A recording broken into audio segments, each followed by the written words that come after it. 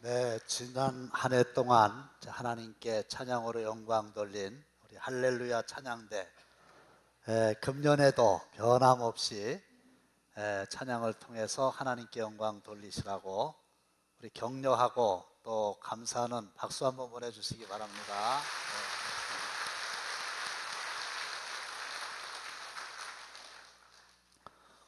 오늘은 2017년의 첫날이자 주일입니다. 아까 한번 하셨지만 다시 한번 앞뒤 좌우에 계신 분들과 함께 인사 나누시겠는데, 새해에 복 많이 받으십시오. 인사하겠습니다.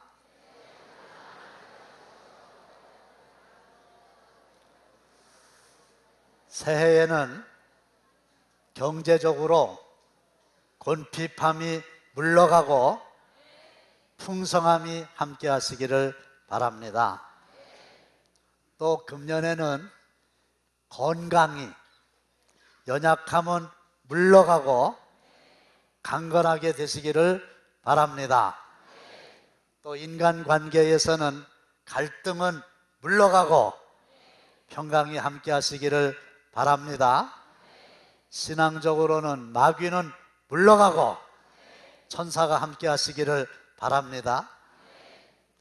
아직까지도 아멘을 한 번 못 하신 분들은 다섯 번째는 꼭 하셔야 돼요.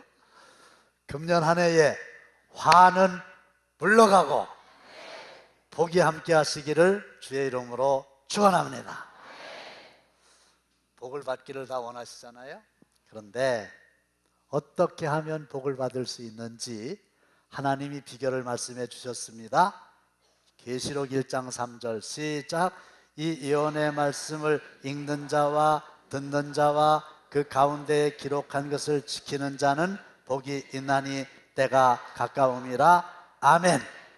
하나님의 말씀을 읽는 사람, 하나님의 말씀을 듣는 사람, 하나님의 말씀을 지키는 사람은 복이 있나니. 누가 약속하신 말씀입니까? 복의 근원이신 하나님이 하신 말씀이네. 금년 한 해에 하나님의 말씀을 많이 읽고 많이 들으시고 잘 순종하셔서 약속하신 복을 받아 누리시기를 바랍니다. 우리 2017년은 당진감리교회 창립 88주년이 되는 해이고요, 독일의 개혁자 마르틴 루터의 종교개혁 500주년이 되는 해입니다. 1517년에 이 마르틴 루터가 비텐베르그 대학 정문의 95개 조항의 논제를 걸고 개혁에 앞장섰잖아요. 그런데 이 개혁이라고 하는 리폼은 기존의 틀을 다 깨버리고 새로 판을 짜는 혁명이 아니고요, 리폼이에요. 변질된 곳에서, 탈선된 곳에서 본래의 길로 본질을 회복하는 거다, 그런 말인데, 종교개혁 운동의 모토가 오직 성경이었어요. 교황의 조서, 주교회의의 결정, 이런 게 아니고 하나님의 말씀인 성경으로 돌아가자, 이게 종교개혁의 모토였어요. 그리고 라틴어로 된 성경을 백성들이 읽을 수 없음에 이 종교개혁을 하면서 독일어로 다 번역을 하여 비로소 모든 백성들이 직접 성경을 읽고 깨달을 수 있도록 했는데, 저도 여러분들도 이 종교개혁 500주년이 되는 새해의 첫날부터 하나님의 말씀을 듣고 하나님의 말씀을 읽고 하나님의 말씀을 지킴으로 나도 변화되고 교회와 국가도 변화되어서 복을 받아 누리시기를 축원합니다. 그런데 이 일을 누가 했냐? 요시야라고 하는 왕이 했는데요, 이 요시야는 유다 나라의 16대 왕이고 할아버지가 므낫세고 아버지가 아문 왕인데, 이 아버지는 하나님이 가장 싫어하시는 우상 숭배에 앞장을 섰던 사람들이에요. 그러나 불행 중에도 다행스러운 것은 그의 손자, 그의 아들 요시야는 하나님의 사람이었어요. 2절을 보시겠습니다. 시작.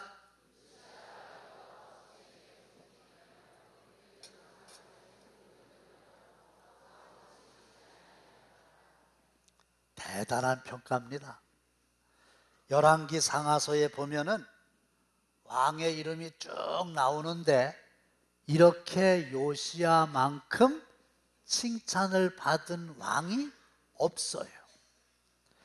여호와 보시기에 정직히 행한 사람이었다 그랬어요. 우리 모두는 자신이 불리해지면, 진실을 왜곡해서 거짓을 일삼기가 쉬워요. 최초의 조상 아담이 그렇게 했어요. 그런데 이 요시야 왕은 하나님이 보실 때에도 정직한 사람이었으니 주여 금년 한 해에는 내 입술에 정직을 담아 주소서 기도하는 여러분들이 되시기를 바랍니다. 두 번째로는 좌우로 치우치지 않는 사람이었다는 거죠. 우리가 인정하든 인정하지 않든 어느 쪽으론가 정도의 차이가 있을 뿐이지 치우쳐 있어요. 그런데 이건 굉장히 무서운 일이에요. 보세요. 똑같은 날 똑같은 일이 일어났어요.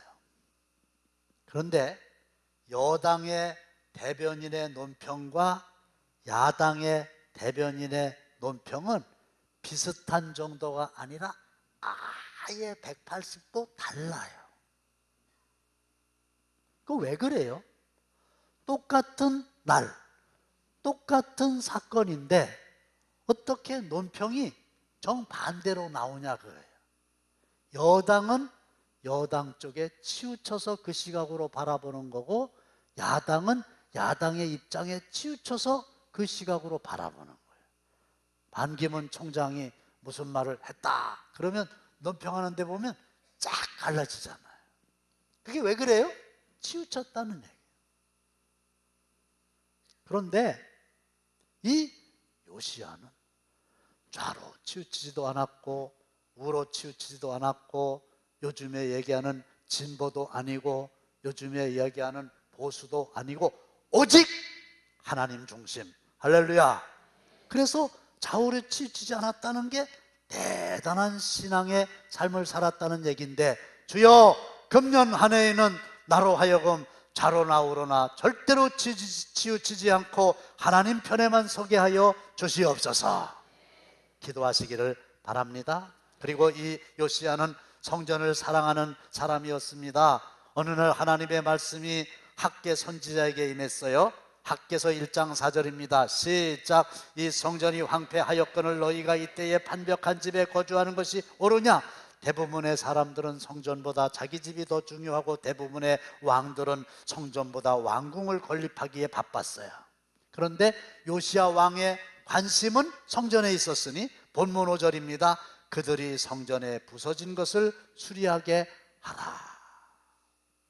이게 무슨 얘기냐면요, 선대 할아버지 므낫세,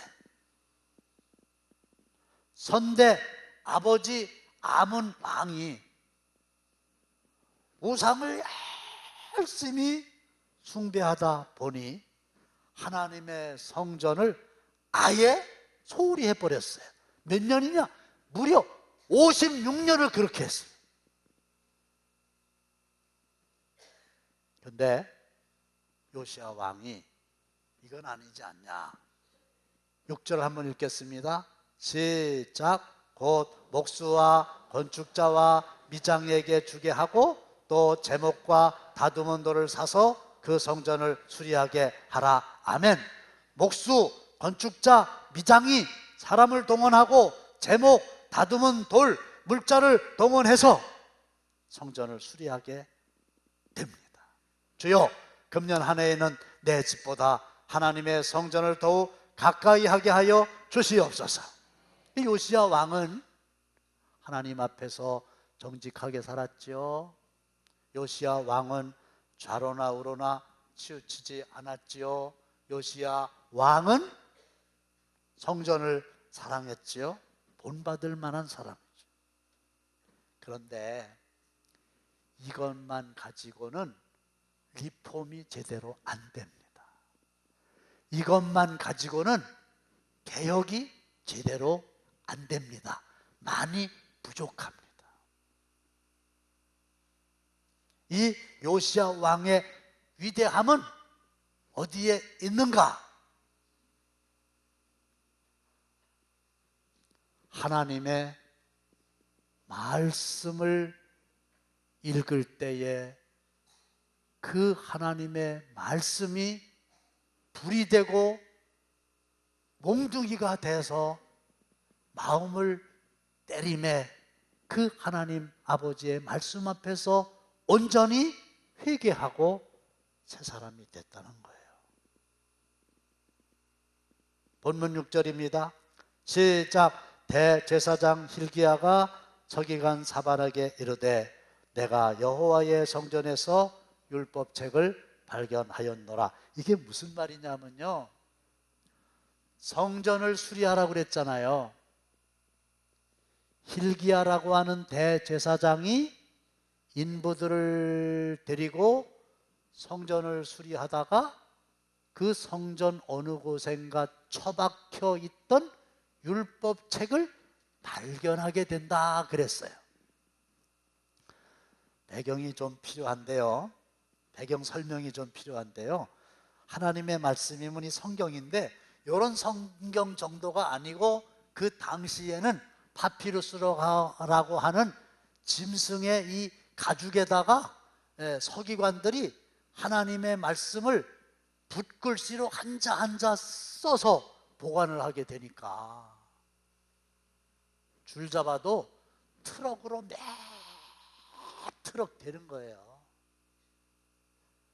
그런데 우상 숭배하는데 다 마음을 뺏기다 보니까 56년 동안 성전을 돌보지 않았고 그 세월이 흐르는 동안에 여호와의 율법책 하나님의 말씀이 어느 구석에 처박혀 있는지 알지도 못하고 먼지가 수북하게 쌓여 있었어요. 참 불행이죠. 그런데 성전을 수리하다 보니까 그 율법책이 있어서 율법책을 hil기야가 발견을 하게 됐다, 그 말이거든요. 그런데요, 오늘 우리들의 상황은 어떤가요? 율법책은 성경이지요. 여러분들 성경 다 가지고 계시죠? 네, 다 가지고 계실 거예요.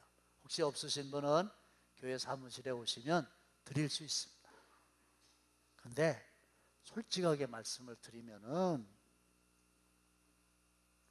이 성경책이 없어도 예배 드리는데도 아무런 지장이 없어요. 성경 말씀이 어디 들어가 있어요?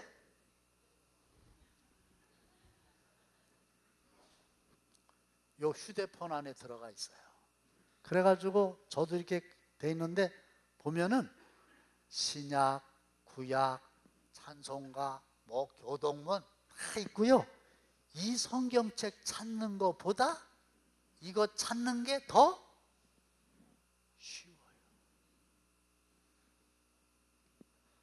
그거는 사실이요.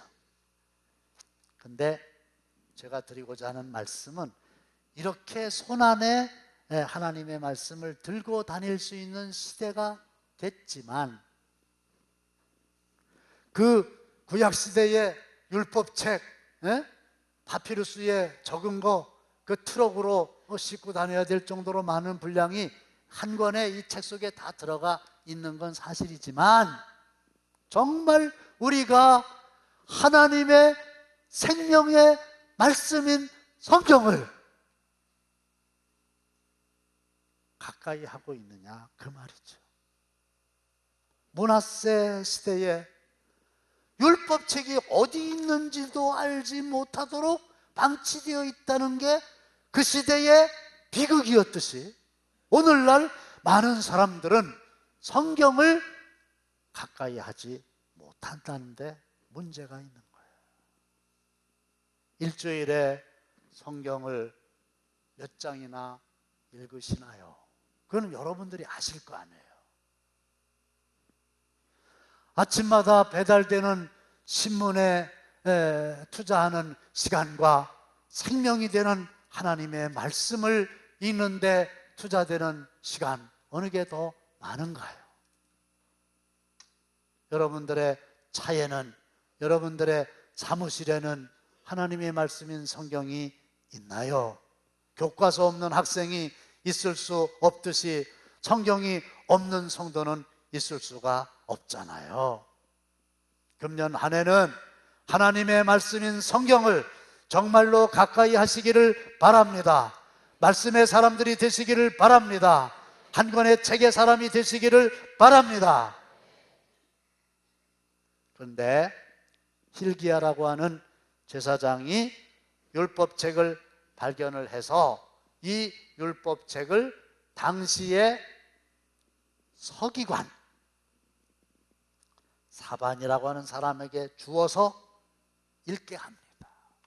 서기관은 하나님의 말씀을 잘 기록하고 또 연구하는 것을 직업으로 하는 사람입니다. 그래서 8절 말씀을 보시면 대제사장 hil기야가 그 책을 사반에게 주니 사반이 읽으니라 그랬고 10절 다 함께 읽겠습니다. 시작. 또 서기관 사반이 왕에게 말하여 이르되 제사장 hil기야가 내게 책을 주더이다 하고 사반이 왕의 앞에서 읽으매. 오전에서 서기관 사반이 발견한 율법책을 읽어요. 오늘부터 2월 12일까지 약 40여일간 창세기부터 요한계시록까지 우리가 연초에 성경을 통째로 한 번 읽어보자. 그래서 성경 통독 축제라 했고, 새벽에는 주일 새벽을 제외한 매일 새벽에는 약 50분 정도, 그리고 계속 참석을 하셔야만 되는 정기 집회인 주일 오후 예배와 수요 기도회에는 약 100분 정도 하나님의 말씀을 읽으려고 그러는데요, 안 모이던 모임을 또 만든 게 아니고 새벽 기도 참석하시는 게 정상, 주일 오후 참석하시는 게 정상, 비 오는 수요일 날 저녁도 참석하시는 게 정상. 그래서 하나님의 말씀을 한번 읽어보자 그거예요. 신앙생활을 오래도록 하신 분들 중에서 아직까지 성경을 제대로 한 번 읽지 못한 분이 계실 수도 있어요. 지난번에 보니까 어떤 분은 세상의 창세기부터 요한계시록까지를 다 손으로 썼더만 쓰지는 못할 망정 새해에 종교개혁 50주년 성경으로 돌아가자, 이것을 기념해서 한번 읽어보자 그런 건데요, 어제 송구용신 예배는 다 참석을 하셨었죠? 네. 근데 뭐 느닷없이 그냥 성경을 창세기부터 읽는데 몇 장까지 읽었죠? 22장까지 읽으셨죠? 혹시 작년에 그 예배에 참석하지 못하신 분은 부지런히 쉬는 시간에 22장까지 읽고 오셔야 돼요. 왜냐하면 오늘 오후 2시부터는 23장부터 출애굽기 6장까지 읽을 거거든.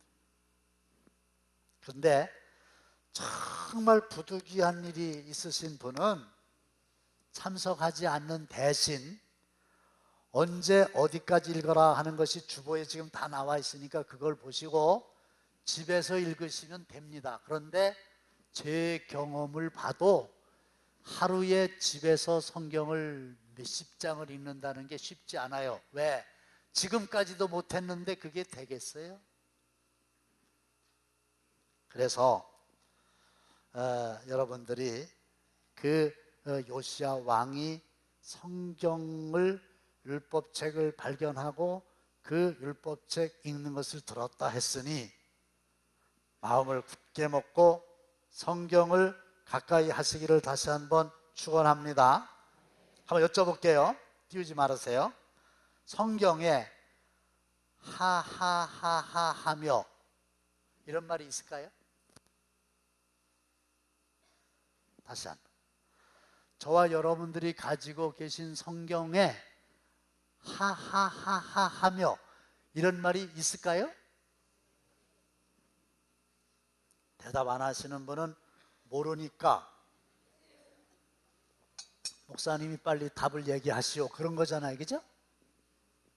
그리고 예 있습니다 이런 분은 눈치로 보니까 있을 것 같잖아.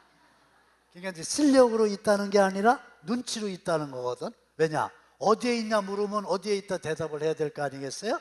시편 40편 15절에 있어요. 한번 보시겠어요? 시작. 됐어요. 이걸 내가 왜 이렇게 얘기하느냐? 죄송합니다. 제가 성경에 하하하하하며가 있는 거를 며칠 전에 알았어요.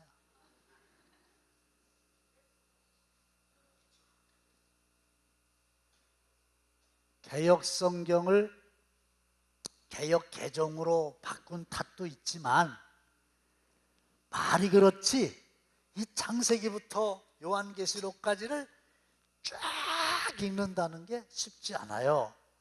더 이상 하박국을 말하는데 호박국으로 듣지 않으시기를 축원합니다. 웃으시는 분은 그래도 수준이 있으신데 무슨 말인가 모르시는 분들은 성경에 대해서는 좀 더 관심을 가지셔야 되겠어요. 무슨 말입니까? 여러분들이나 제가 가지고 있는 성경 중에 하박국이 있어요. 에? 하박국이요? 나는 호박국은 알아도 하박국은 처음 듣는데요? 그런데 처음 들을 일이 아니에요. 하박국이라는 성경이 있어요. 내 마음과 눈에서 멀어진 성경을 가까이 하시기를 바랍니다. 창세기부터 요한계시록까지 통째로 읽는 일에 큰맘 먹고 도전해 보시기를 바랍니다. 한번 해보세요. 자, 그런데 이 사반이라고 하는 서기관이 요시야 왕 앞에서 율법책을 읽게 될 때에 그 요시야 왕의 반응이 극적인 거예요. 10절 11절입니다 시작. 사반이 왕의 앞에서 읽음에 왕이 율법책의 말을 듣자 곧 그의 옷을, 여러분들이 이제 좋은 옷을 입고 오시면 안 되겠어요. 하나님의 말씀이 읽혀지고 하나님의 말씀이 들려지는 어느 순간에 요시야 왕이 자기의 옷을 찢었다. 그 말은 뭐예요?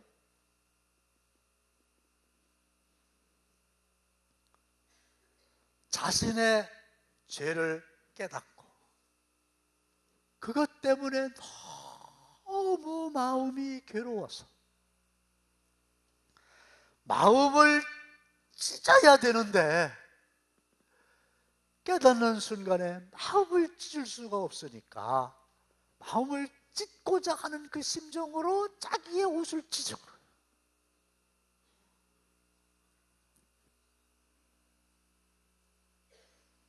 히브리서 4장 12절입니다. 시작. 하나님의 말씀은 살아있고 활력이 있어 좌우에 날선 어떤 검보다도 예리하여 혼과 영과 및 관절과 골수를 찔러 쪼개기까지 하며 또 마음의 생각과 뜻을 판단하나니 하나님의 말씀은 살아있습니다. 하나님의 말씀은 어떤 면도날보다도 더 예리합니다. 하나님의 말씀은 보이지 않는 혼과 영과 관절과 골수를 찔러서 쪼개기까지 합니다.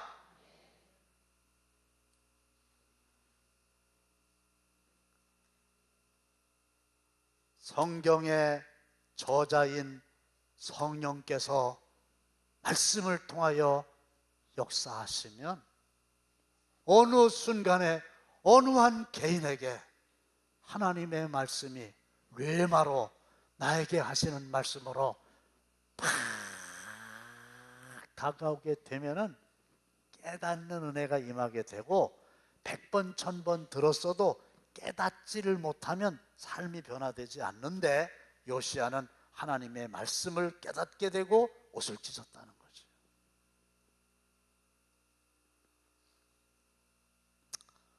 누가복음 6장 41절 말씀을 보시면 어찌하여 형제의 눈 속에 있는 티는 보고 내 눈 속에 있는 들보는 깨닫지 못하느냐.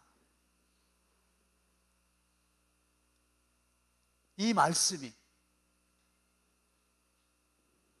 이 성경 속에 인쇄되어 있는 이 말씀이 어느 한 순간에 이 성경에서 빠져나와 가지고 불같이 방망이같이 내 마음을 두드리고 내 뒤통수를 쳐서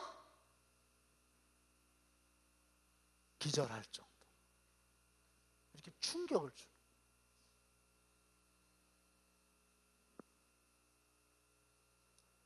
어찌하여 내 앞에 있는 사람들, 형제들의 눈 속에 티는 그렇게도 잘 보면서 내 눈 속에는 그 티에 수십 수백 배가 되는 대들보가 들어있는데도 그걸 알지 못하느냐, 깨닫지 못하느냐. 이게 하나님이 최근에 저에게 주신 뇌마예요.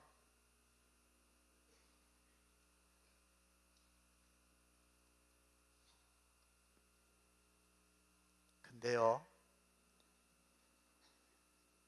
이 성령께서 말씀을 통해서 역사하면 깨닫게 되고, 깨닫게 되면은 본질을 회복하게 되고, 할렐루야.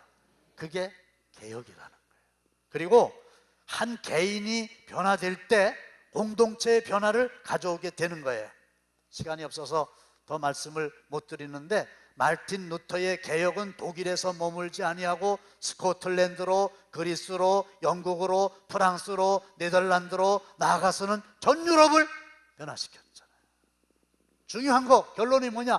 살아있는 예리한 혼과 영과 관절과 골수를 찔러서 쪼개기까지 하는 그 불같은 하나님의 말씀이 어느 순간에 내 마음을 찢게 되는 깨달음이 있을 때는 내가 새로워지는 거예요. 내가 새로워지지 않고는 새해는 의미가 없어요. 내가 새로워지면 내 가정이 새로워지고, 내가 섬기는 교회가 새로워지고, 이 나라 이 민족이 새로워지게 되는 거예요. 저는 성령께서 여러분들에게 이 시간에 역사하셔서 아직까지 결단을 하지 못한 분이라 할지라도 1월 1일 얼마나 좋습니까?